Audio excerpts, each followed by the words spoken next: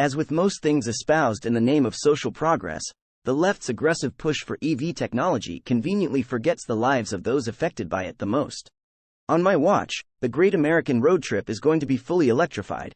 You can get up to $7,500 on a new electric vehicle, Biden exclaimed during a photo op in a shiny electric Hummer. I bet that tax credit will come in handy when the average American is forced to buy a $60,000 EV after gas-powered cars are banned outright. Leftists love to harp on the life or death need to eliminate anything non-electric.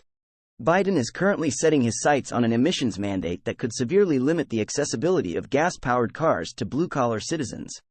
The administration is justifying its control of the market by stating that it's the equitable thing to do. Secretary of Energy Jennifer Granholm announced President Biden's historic clean energy laws are making it possible for us to get more EVs on the road by expanding charging infrastructure into underserved communities, while reducing range and cost anxiety among drivers who want to go electric. I'm sure Granholm herself traveled to these underserved communities to see what gives those people cost anxiety. For some reason, I don't think that EVs are anywhere remotely on their minds. Secretary of Transportation Pete Buttigieg affirmed that he would be using $1 billion from the laughably bipartisan infrastructure bill to deconstruct the racism that was built into the roadways. Mr. Pete is one of the elites who celebrated the immense spikes in gasoline prices as that somehow meant that more people would be inclined to buy EVs. Since then, he's been hard at work to desegregate the highways and combat systemically oppressive potholes.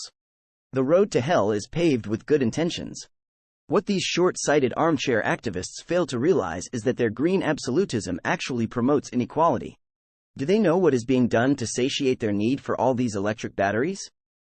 Slavery and child labor. No, I'm not being hyperbolic. In the Democratic Republic of the Congo, DRC, so-called artisanal miners work in extremely dangerous conditions to mine cobalt and nickel, elements crucial in the production of batteries seen in electric cars like Teslas, Fords, and VWs. Men, women, and children scrounge about in debilitating heat and die in mineshaft collapses while the militias who recruited them from villages across the country look on in indifference. At best, these indentured servants are paid $1 or $2 a day for their grueling work. This is the reality of the mines that produce cobalt for your electric cars. The pursuit of a greener future should not come at the expense of human lives. It's important to consider the full impact of our choices and ensure that the path to progress is one that benefits all. Subscribe Libertarian Facts.